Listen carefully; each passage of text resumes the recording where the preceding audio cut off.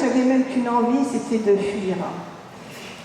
Et c'est difficile quand vous êtes avec quelqu'un comme ça, vous ne pouvez pas lui dire, je ne voulais pas la blesser, mais je sentais bien que quelque chose me poussait à partir. Finalement, je suis restée parce que il y a eu une messe, un événement qui fait que la messe est passée en Basilipidis, pour ceux qui connaissent. Et en Basilipidis, au moment de la messe, au moment de l'effusion de l'Esprit Saint, au moment du Notre Père, lorsque les prêtres demandent de nous donner la paix du Christ, j'étais donc, comme j'avais un problème, j'étais sur un petit tabouret, cette basilique était comble, donc j'aurais pu donner la paix du Christ à la personne à côté ou derrière, mais j'étais debout et une force m'a obligée à me retourner et m'a poussée pour aller des piliers beaucoup plus loin. Et je me suis retrouvée dans une sœur religieuse. Et cette sœur religieuse que j'avais jamais vue de ma vie, je lui ai tendu la main, je lui ai dit, ma sœur, la paix du Christ. Et elle m'a fait un merveilleux sourire, elle m'a dit la paix du Christ. Et là, il s'est passé quelque chose d'absolument extraordinaire, c'est-à-dire que j'ai reçu une joie immense, une paix immense. C'était tellement extraordinaire que moi, je voulais courir, danser dans cette église pour exprimer ma joie. Je ne pouvais pas le faire, je vais me prendre pour quelqu'un de dérangé. Donc, je me suis tue, mais j'avais aussi les larmes qui coulaient comme une fontaine d'eau vive. Et cette fontaine coulait, je ne pouvais pas l'arrêter. Et jusqu'à la fin de la messe, c'était comme ça. Et pourtant, c'est en contradiction avec cette joie intérieure que j'avais. Je ne pouvais pas comprendre ce qui se passait en moi, c'était trop puissant, c'était trop fort, et c'était trop en contradiction avec ces larmes. Et quand, à la fin de la messe, ma cousine m'a dit, mais qu'est-ce qui se passe? Pourquoi tu pleures comme ça? Pourquoi tu dois tellement souffrir à cause de ton dos? Je lui ai dit, non, c'est pas ça, et je lui explique ce que j'ai vécu. Et là, elle m'a dit, tu ne te rends pas compte, Marie-Vraine, tu viens de recevoir une grâce immense. Ah bon, une grâce immense? Elle me dit, oui, tu viens de recevoir vraiment une effusion de l'esprit. Tout ça, pour moi, c'était de l'hébreu, une effusion de l'esprit. Elle me dit, oui. Et mais j'ai dit, mais c'est quoi toutes ces larmes que je verse en contradiction avec cette joie que je ressens? Et elle m'a dit, t'inquiète pas, c'est une purification par les larmes. Pour moi, tout ça, c'était un peu étrange. Je ne comprenais pas tout. J'ai laissé les choses se faire. Et je suis partie ensuite de Lourdes, toujours avec mon corset. Et je suis rentrée à la maison. Bon, j'étais toujours sous médicaments. Après, j'ai fini par reprendre le travail. Puis je me suis dit, quand je passais devant l'église tous les jours, avant je disais, oh là là, ces gens-là, ils se lèvent tôt tous les matins pour aller à la messe. Ils sont un peu fous, hein, ils pourraient être dans leur lit. Et vous savez qu'après, lorsque je passais devant cette église pour aller à mon travail, eh bien, j'avais une envie terrible, c'est de descendre de mon bus pour y aller. Donc, c'était encore une transformation qui continuait de se produire et je me suis dit, bon, ben, je vais y aller. Le dimanche, j'ai commencé à aller à la messe. Et il fallait comme que j'explique à mon époux un peu ce qui se passait. Je lui dis, tu sais, le dimanche, je vais aller à la messe. Elle me dit, ah bon, tu vas aller à la messe? Ben, j'ai dit, oui, j'ai envie d'aller. Et cet homme qui est quand même merveilleux m'a dit, écoute, si tu veux, si tu es heureuse d'aller à la messe, vas-y. Moi, tu sais, je fais mon sport, tout ça, je suis occupée, t'inquiète pas. J'ai commencé à la messe ce dimanche. Mais vous savez, c'est comme une boîte de chocolat qu'on ouvre, quand on commence à goûter, on a envie d'y retourner. Et après, c'était plus le dimanche dont j'avais assez, c'était tous les jours. Mais je n'étais pas encore allée à la confession. Cette confession, à Lourdes, ma cousine m'avait dit devant la Vierge couronnée, est-ce que tu veux aller à la confession? Et là, j'avais dit, ah non, surtout pas, la confession, c'est pas moi, c'est pas pour moi. Et là, ça avait été violent, comment j'avais répondu. Ça, c'était avant que je reçoive cette grâce à la basilique.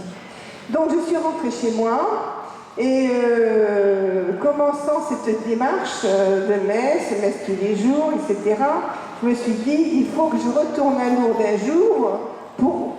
C'était un mois après, à peu près, pour remercier de ce qui vient de se passer en moi. J'y suis allée, mais seule.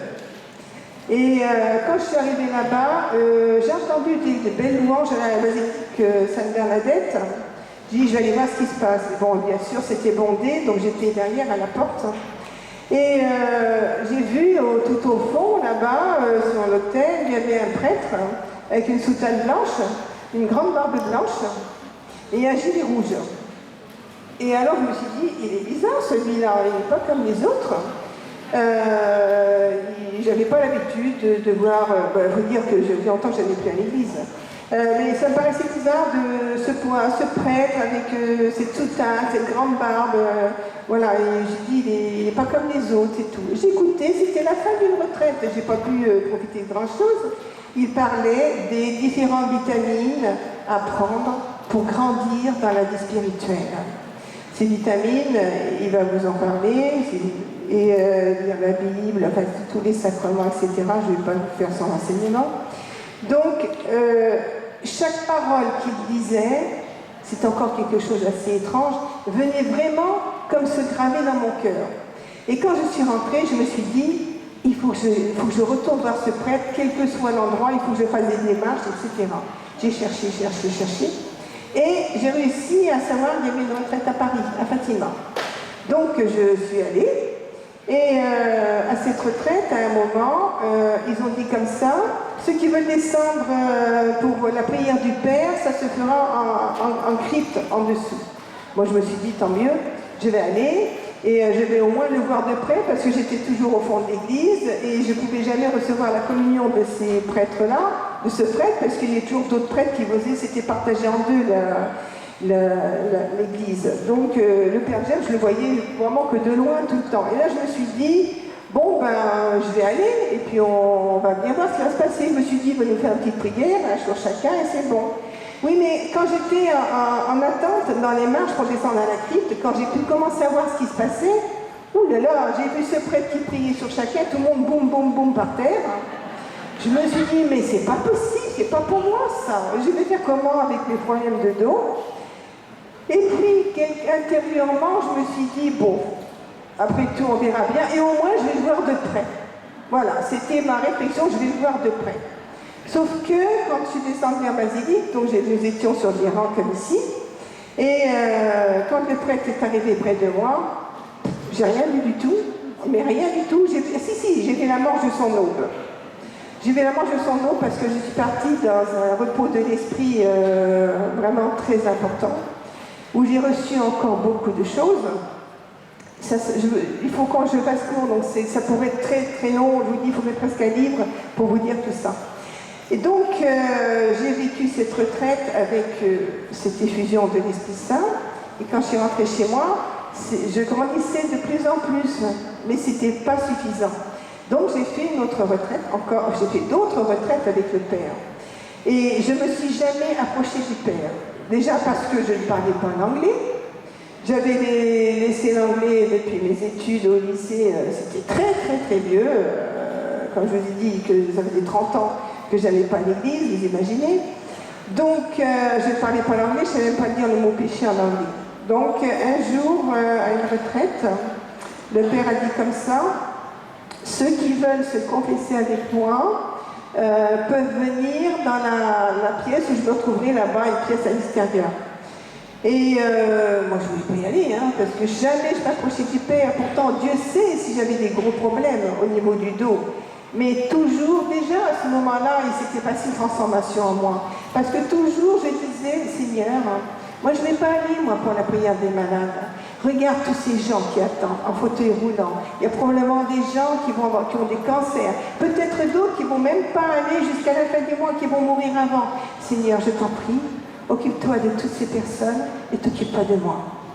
Déjà à ce moment-là, j'étais déjà dans une démarche de foi, même sans m'en rendre compte. Et donc, je n'avais jamais approché le Père. Et donc là, quand il a dit « Venez vous confesser », ceux qui parlent l'anglais couramment, évidemment, ce n'est pas mon cas, je ne savais même pas dire le mot péché en anglais. Et cette force qui m'a poussée en basilique souterraine à Lourdes m'a poussée à nouveau là pour aller vers cette porte. Mais c'est une force, vous êtes obligé de marcher, vous n'avez pas le choix. C'est quelqu'un qui vous pousse dans le dos. J'y suis allée, j'étais sur la file, Et tout le monde qui attendait, bien sûr, voyait l'heure de l'enseignement qui approchait. Ils avaient peur de ne pas pouvoir passer à la confession avec le Père James. Et il y en a qui disaient, est-ce que tout le monde parle anglais, hein? Parce qu'il a dit que ceux qui parlent anglais couramment. Hein? Et moi j'ai répondu, oui, oui. Oh mon Dieu, quel mensonge! Mais quel gros mensonge j'ai fait ce jour-là. Et je me disais, oh là là, je suis à la fin, de toute façon, il ne va pas me prendre, j'étais la dernière. Ouf, il va partir à l'enseignement. Parce que j'étais rivée, moi, dans cette file, je ne pouvais pas m'échapper. J'étais comme fixée au sol. Et juste avant moi, la personne est passée, et je voyais l'heure de l'enseignement, j'ai dit tant mieux, ça ne va pas être pour moi. Et la porte s'est ouverte, on m'a dit, madame, c'est à vous. Donc là, j'ai pas eu le choix, je suis rentrée. Le père tournait un petit café, et sans me regarder, il m'a dit, assieds-toi. Donc j'ai été m'asseoir. Et puis après, il est venu, il s'est assis devant moi, et je me suis mis à genoux, et il m'a dit, je t'écoute, mon enfant. Et je lui ai donné un petit papier où j'avais écrit 3 mots dessus, parce que j'étais incapable de dire quoi que ce soit. Et il m'a dit, mais non, je ne veux pas de ce petit papier, ma fille. C'est toi qui vas parler. Et alors là, j'avais l'impression d'avoir une montagne devant moi. Qu'est-ce que je pouvais faire ? Et chers frères et sœurs, j'ai ouvert ma bouche et toute ma confession est sortie en anglais.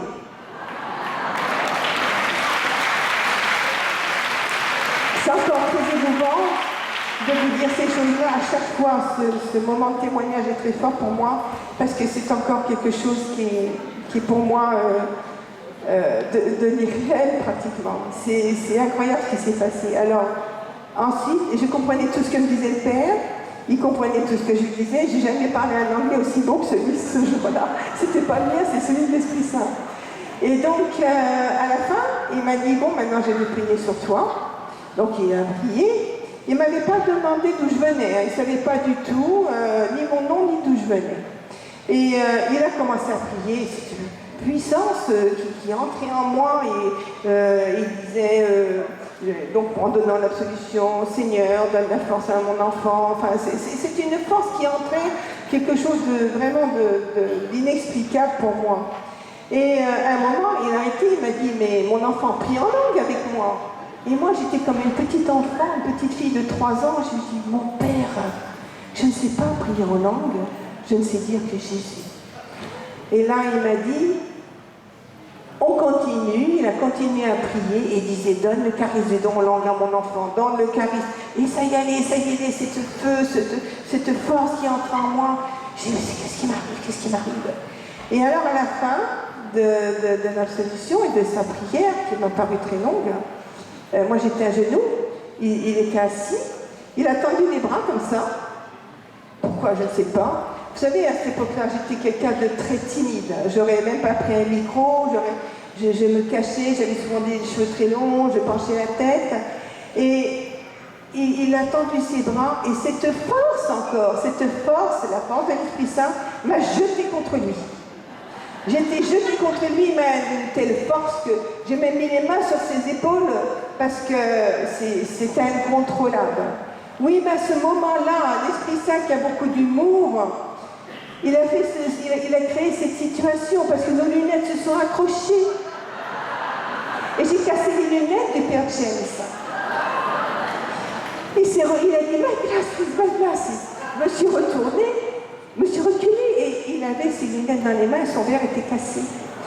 Il n'était pas cassé, vous savez, c'était dévissé. Oui, mais le problème, j'ai dit, ben, comment on va faire? J'étais en excuse, j'étais mon père, mon Dieu, mais qu'est-ce que j'ai fait? Et lui, tout calme, il disait, t'inquiète pas, mon enfant, c'est pas grave, c'est pas grave. Et moi, je dis, il faut que je trouve cette vis maintenant. Alors je me suis mis à genoux et j'ai cherché la vis dans les plis de la soutane du Père James.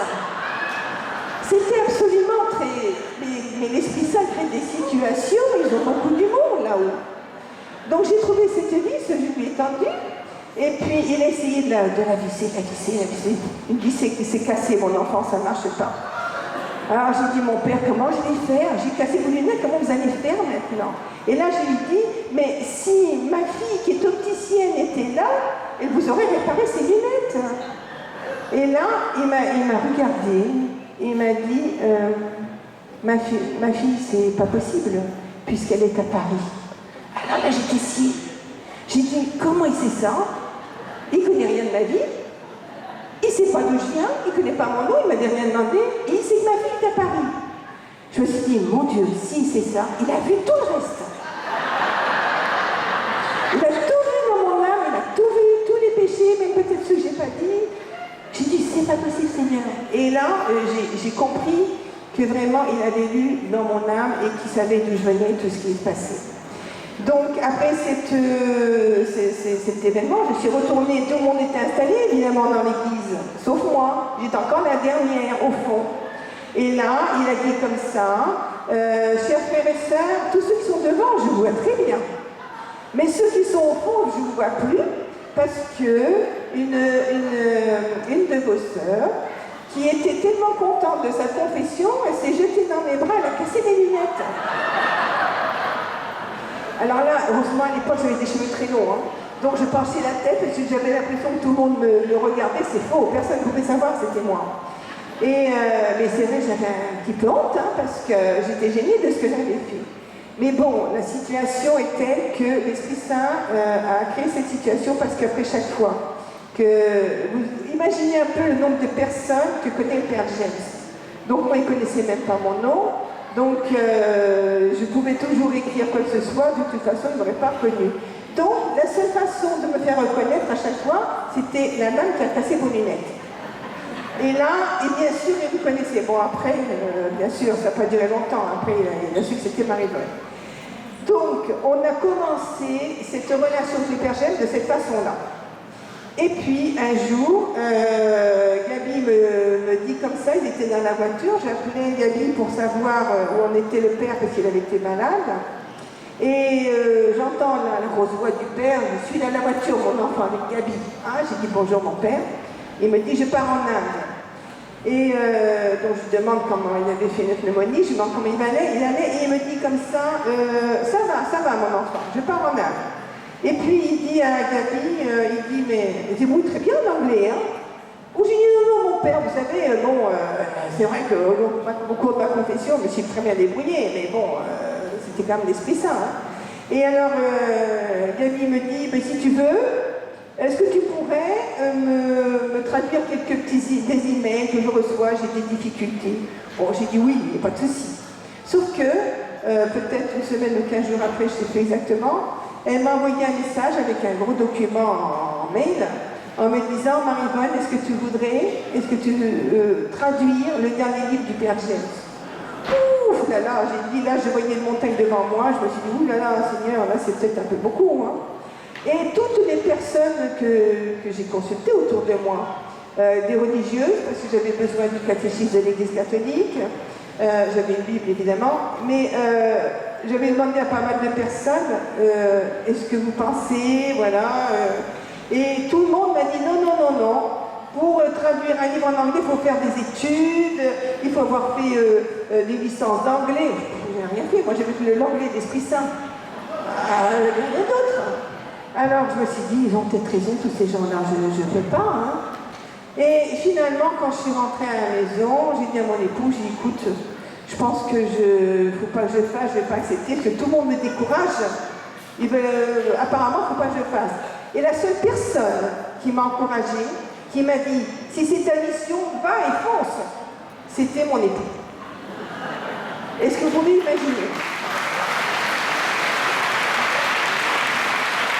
Donc, j'ai commencé à traduire ce livre, et bien sûr, avec toujours un petit peu de doute quand même, parce que c'est quand même une montagne, ce livre, c'est « Voici que je frappe à la porte de ton cœur ». Et ce livre, c'est un livre sur la confession. Donc, le jour où j'ai dit « La confession, c'est pas pour moi devant la Vierge couronnée », là où ils ont dû se dire « Toi, tu vas bien être attrapé ».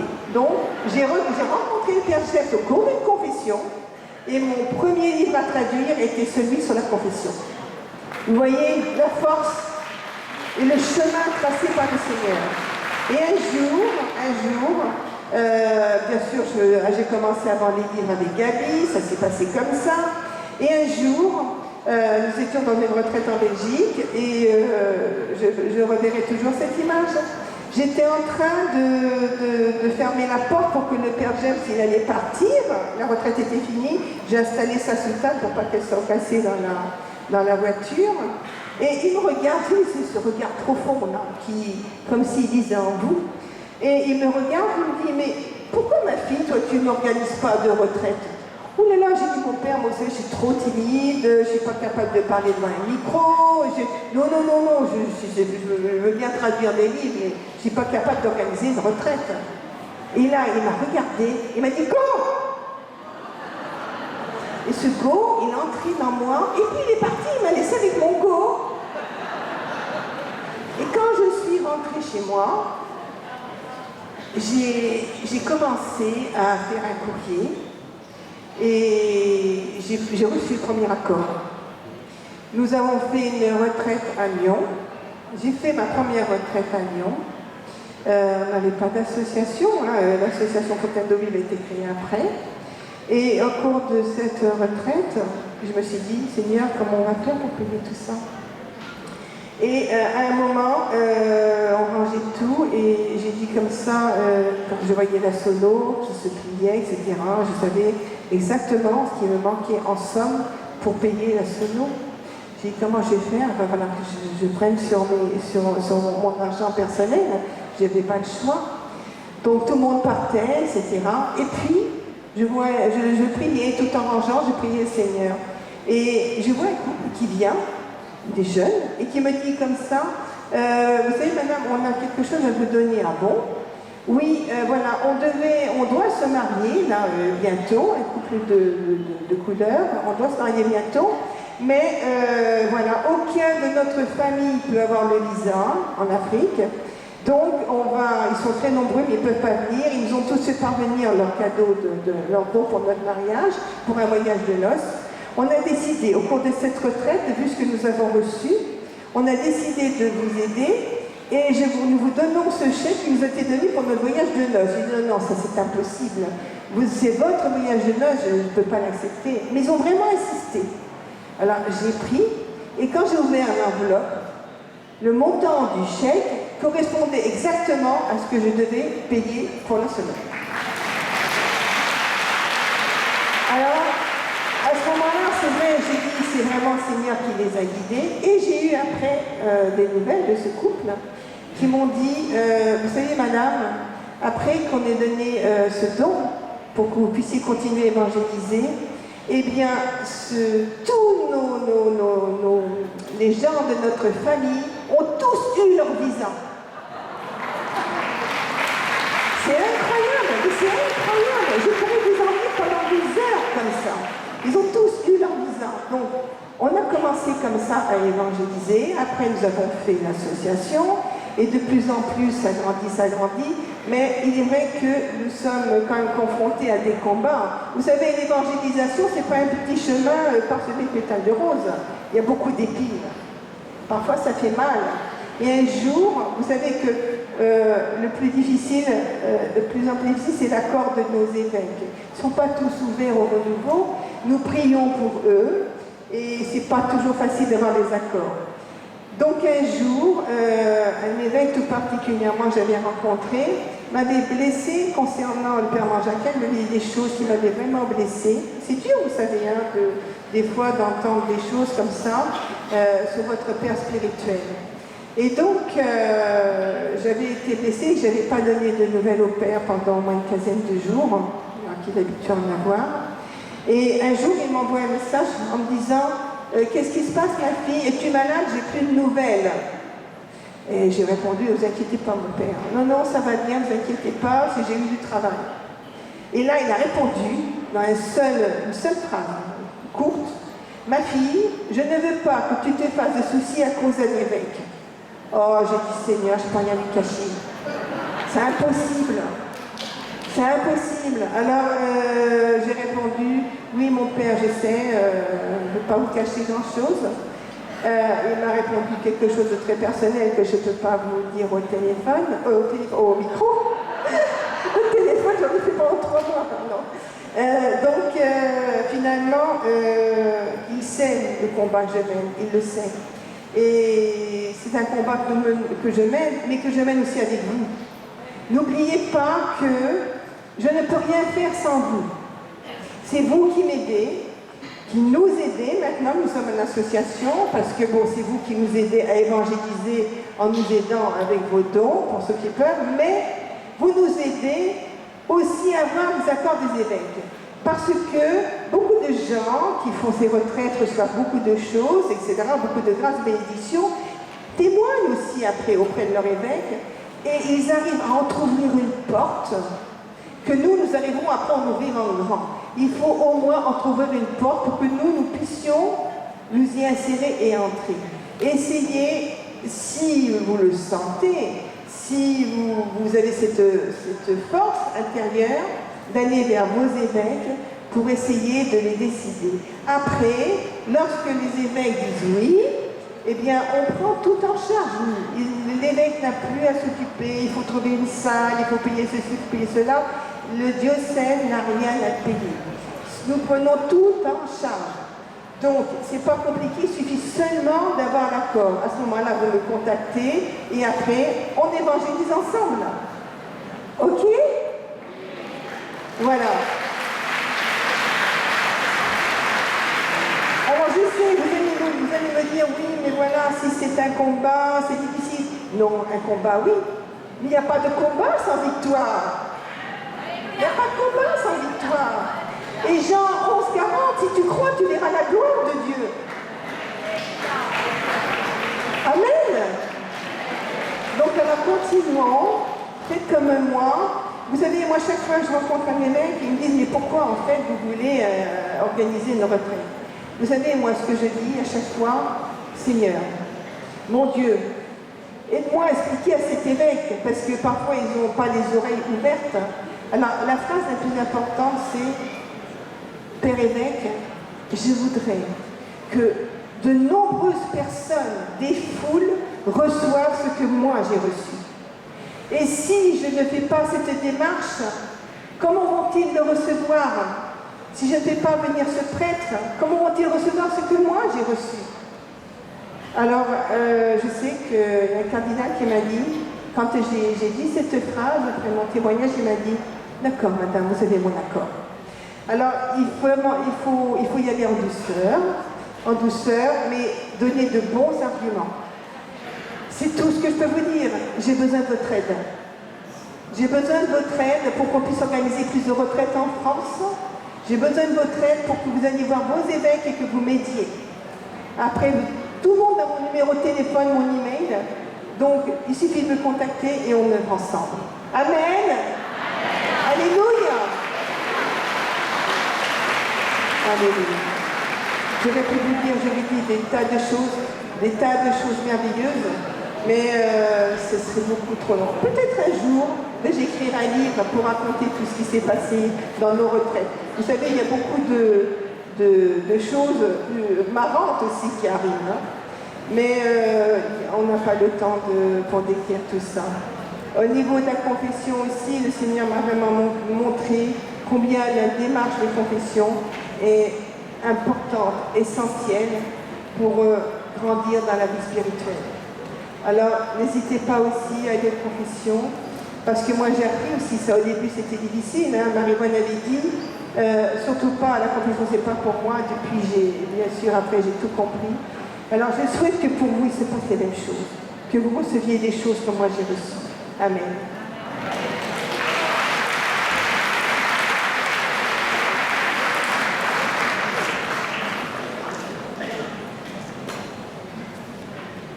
Alors j'ai une petite annonce à vous faire de la part du Père James.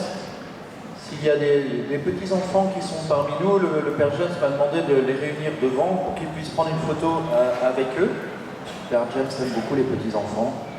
Donc si vous avez des petits en dessous de 10-12 ans, n'hésitez pas à les amener au pied de l'estrade, on va faire une photo avec le Père. Voilà, merci. Et une deuxième annonce que j'allais oublier. Durant la messe, il y a des personnes qui vont faire leur acte de consécration. Donc ces personnes-là, je leur demanderai avant la messe, juste avant la messe, de venir s'installer. Elles auront une place sur l'estrade. Voilà. Donc à tout à l'heure.